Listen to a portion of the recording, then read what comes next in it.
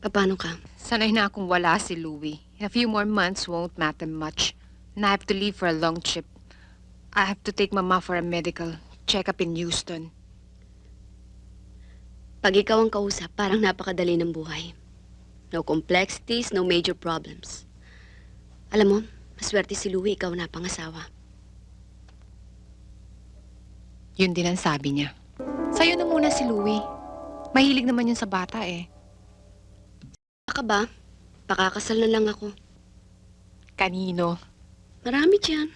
Temporary ang problema mo. Gusto mong gawing permanente, no? And besides, what Alvin wants is his real father, not a stepfather. What's wrong with you ba? Maghahanap na lang ako ng iba, but not your husband. What's wrong with my husband? Ang kailangan mo hiram na asawa, yung pwede mong pagkatiwalaan at yung tatanggapin ni Alvin. And Louie is your best bet. But Louie is your husband and you're my best At friend. mahal mo si Alvin, kaya wala nang usapan. Bihira na nga kayo magkita ni Louie, hiramin ko pa. Mahal mo ba ang anak mo? Yes, with all my life. But not at your expense. May ibang paraan pa naman eh. There's got to be. Basta kami na lang ni Louie ang mag-uusap. It's morally wrong, Elsa. Paano kung maalala ni Alvin si Louie? That's a long shot. Bata pa siya noon. Saka iba na itsura ni Louie ngayon. Di na niya makikilala yun. The answer is still no. It's unfair. Okay, pagbalik rin natin ang sitwasyon. Wouldn't you do the same thing for me, huh?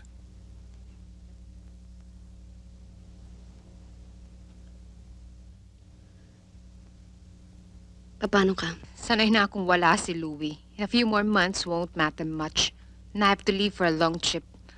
I have to take Mama for a medical check-up in Houston. Pag ikaw ang kausap, parang napakadali ng buhay. No complexities, no major problems. Alam mo, maswerte si Louie, ikaw na pangasawa. Yun din ang sabi niya.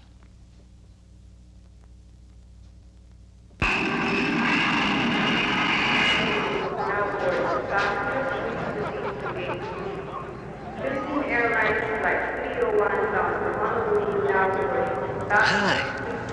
Hey, Hi, you Louie. looking Welcome good. back.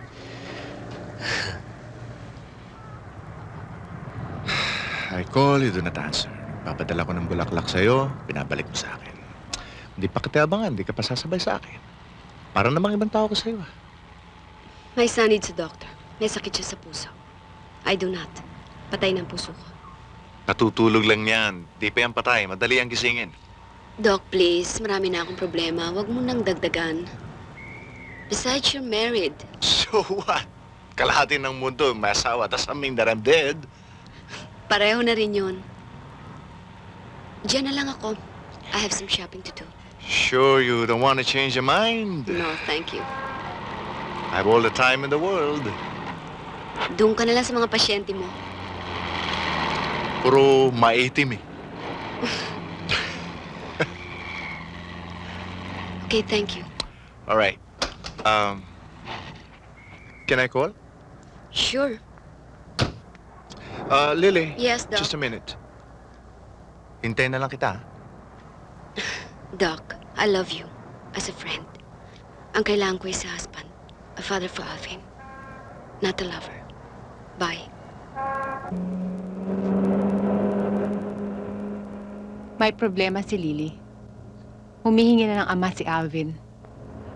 Ba hindi ang mga hinahanap ng batang yun? Kapatid, kalaro. Ano sabi ni Lily? Kailan daw ba ang kasal? Sino ba yung lalaki? Kilala ba natin? Walang kasal at wala ring lalaki. Asan ang mga lalaki? Wala namang gyera. Puro kabiro. He needs a borrowed father. Hiram na ama ang kailangan niya. Alvin is very sick. Anong klase?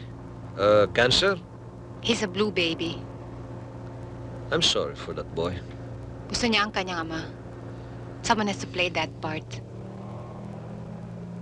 Ba't sa akin ka nakatingin? I'm not volunteering. That boy needs love and Lily needs a man she can trust and fidelity. Kaya ikaw ang kailangan niya. Good afternoon, sir. Hi. Good afternoon. Good afternoon. Anyway, ang kailangan ni Lily ay isang lalaking disente to play father to Alvin for a short time. Just to make the boy happy. At isa ring lalaking pwedeng pagkatiwalaan morally on a live-in status without the blessings of marriage. Sabi mo kay Lily, kung wala siyang makitang ganyan tao on short notice, meron akong kaibigan that will fit her requirements to the letter. Oh, hindi ko pwede ipagkatiwala si Lily sa iba.